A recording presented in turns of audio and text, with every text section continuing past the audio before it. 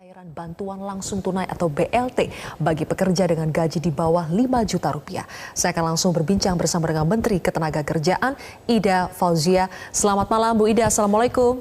Selamat malam, Waalaikumsalam Mbak Zirtia. Sehat ya Bu? Alhamdulillah sehat. Baik, Bu Ida, kita bicara soal skema pencairan BLT bagi pekerja dengan gaji di bawah 5 juta. Bagaimana skemanya Bu? Ya, ini adalah merupakan program bantuan sosial bagi pekerja swasta yang terdaftar dalam BPJS Ketenagakerjaan. Tadi sudah banyak disampaikan ya sebelumnya. Mekanismenya tentu saja ini menggunakan mereka adalah peserta BPJS Ketenagakerjaan, maka validasi datanya dilakukan oleh BPJS Ketenagakerjaan. Kemudian kami setelah proses validasi itu dilakukan di BPJS Ketenagakerjaan, data akan kami kirim ke Dirjen Berbendara Negara di Kementerian Keuangan untuk memastikan bahwa calon penerima subsidi gaji ini adalah tidak menerima bantuan sosial dari pemerintah yang lain. Oke. Baik, berarti nanti yang memvalidasi adalah dari BPJS Ketenagakerjaan. Lalu Bu, tadi Anda katakan bahwa BLT ini akan diberikan kepada pekerja yang terdaftar di BPJS Ketenagakerjaan. Nah, yang ingin saya tanyakan adalah apakah maksudnya karyawan yang masih aktif bekerja atau termaksud karyawan yang sedang dirumahkan oleh perusahaan tapi masih terdaftar di BPJS Ketenagakerjaan? Yang pertama tentu saja mereka yang masih terdaftar di BPJS Ketenagakerjaan. Banyak sekali teman-teman yang masih terdaftar di BPJS Ketenagakerjaan tapi mereka sudah dirumahkan, bisa saja mereka mendapatkan gaji separuh, bisa saja mereka tidak mendapatkan gaji sama sekali. Sebenarnya treatment untuk teman-teman yang di PHK, teman-teman yang dirumahkan, ini juga ada treatment yang lain oleh pemerintah. Mereka yang di PHK yang dirumahkan dengan tidak mendapatkan gaji sama sekali, itu kan kami treatment dengan program Kartu Prakerja. Nah, yang ini memang kami arahkan kepada teman-teman pekerja swasta ya, pekerja formal swasta yang terdaftar di BPJS Ketenagakerjaan yang tidak menerima bantuan sosial apapun ya dari pemerintah. Tidak menerima bantuan sosial lainnya dan juga masih aktif bekerja, belum dirumahkan atau di PHK? Masih aktif, belum dirumahkan. Ini adalah salah satu bentuk apresiasi selama ini para pekerja mempercayakan asuransi ketenagakerjaannya kepada BPJS Ketenagakerjaan. Salah satu bentuk reward dari pemerintah kepada para pekerja yang sudah aktif mengasuransikan ketenagakerjaannya ke BPJS Ketenagakerjaan. Dan ini akan mendorong kepesertaan bagi teman-teman pekerja yang lain, mendorong kepesertaan. Oh, ternyata memang dengan menjadi anggota BPJS Ketenagakerjaan ada manfaat yang dirasakan oleh peserta. Oke, dan nominalnya adalah 2.400.000 tapi dibagi 2 ya Bu? Iya, setiap bulannya 600.000 selama 4 bulan, kemudian dilakukan selama 2 kali. Jadi setiap satu transfer itu untuk 2 bulan. Jadi langsung sekali transfer 1.200.000. Betul. Oke, Bu, kalau kita bicara soal data, biasanya kan persoalan kita memang selalu data. Bagaimana supaya penerima bantuan langsung tunai ini adalah betul-betul orang-orang yang tepat? Apakah itu akan menjadi pekerjaan tanggung jawab dari BPJS Ketenagakerjaan saja atau juga ada lembaga lain yang ikut membantu dalam memvalidasi data tersebut? Betul Mbak Zirtia, ini ada tantangan tersendiri terkait dengan data. Data bukan dari Kemenaker, karena data itu ada di BPJS Ketenagakerjaan. Tadi saya sudah sampaikan, kemudian akan kami kirim datanya untuk divalidasi ke Dirjen Berbendara Negara untuk dicek apakah calon peserta ini, calon penerima program ini belum menerima bantuan sosial. Dan sekarang ini Mbak Zilvia, kami sedang melakukan terus validasi datanya dengan teman-teman BPJS Ketenagakerjaan. Targetnya selesai bulan ini sehingga bulan September sudah mulai bisa ditransfer Ibu? Kami usahakan segera selesai, sudah kami lakukan uji coba, teman-teman BPJS Ketenagakerjaan sudah melakukan uji coba untuk memperoleh data rekening penerima program.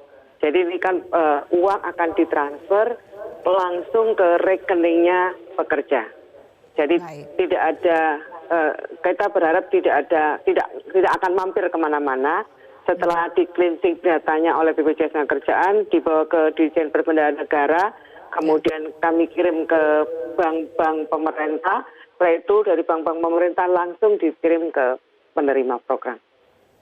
Baik, Bu Ida, selanjutnya kita juga akan berbicara soal relaksasi iuran BPJS Ketenagakerjaan yang katanya sedang digodok oleh salah satunya Kementerian Ketenagakerjaan. Seperti apa perkembangannya hingga saat ini? Kita akan bahas nanti usai jeda.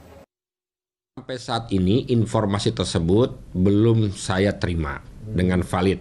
Saya juga dalam hal ini Dinas Tenaga Kerja tidak hanya di DKI Jakarta, tetapi juga Dinas Tenaga Kerja seluruh Indonesia masih menunggu informasi yang valid. Biasanya nanti akan ada sosialisasi. Baik, pemirsa, kami akan kembali melanjutkan perbincangan bersama dengan Menteri Ketenagakerjaan Ibu Ida Fauzia. Ibu, saya ingin Anda mengomentari terlebih dahulu. Tadi kami baru saja putarkan salah satu cuplikan yang mengatakan bahwa Dinas Ketenagakerjaan masih akan menunggu dulu informasi yang valid seperti apa terkait dengan BLT. Nah, sebetulnya apakah sosialisasi terkait BLT ini sudah sampai ke seluruh Dinas Ketenagakerjaan di Indonesia? Belum, Mbak. Karena masih proses konsolidasi, kami harus siapkan payung hukumnya melalui Permenaker, masih dalam proses digodok secara baik. Setelah itu baru kami akan sosialisasikan. Jadi memang ini kami menyampaikan baru menyampaikan program secara awal saja kepada masyarakat. Selebihnya kami akan karena ini KPA-nya adalah ada di Kementerian Ketenagakerjaan dan nanti bentuknya akan dalam bentuk peraturan menteri sedang disiapkan. Mudah-mudahan 1-2 hari ini selesai. Setelah itu baru kami akan sosialisasikan. Memang banyak teman-teman media, teman-teman Dinas Tenagakerjaan yang menanyakan, ya memang belum disosialisasikan karena kami sedang mengkonsolidasikan payung hukumnya.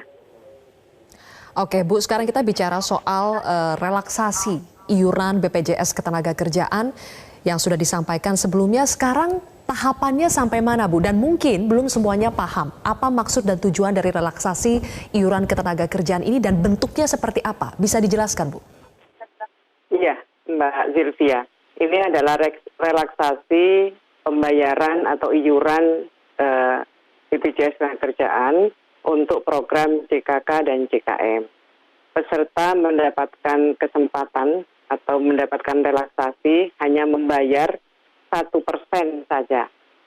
Jadi dan 99%-nya akan ditanggung oleh BPJS Ketenagakerjaan dan itu akan diberikan selama 6 bulan.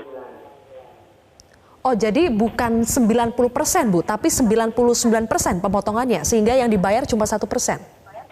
Yang dibayar cuma 1%. Karena kan pemberitaan sebelumnya itu banyak yang mengatakan 10% saja yang dibayar, diskonnya 90%.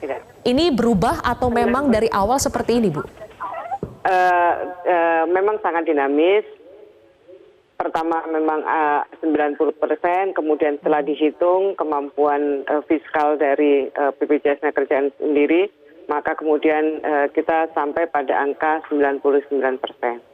Karena kewajiban iur itu memang kewajiban dari peserta, tetap meskipun hanya 1%, tetap ada kewajibannya. Kecil sekali, Mbak Sylvia, 1% itu.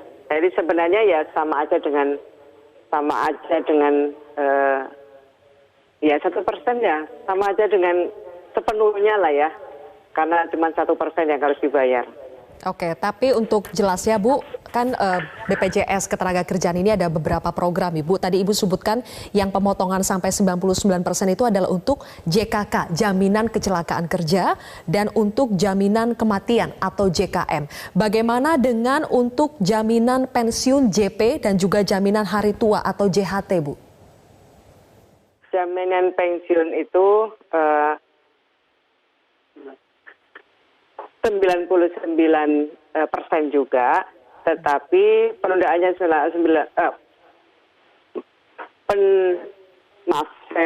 saya klarifikasi dengan benar.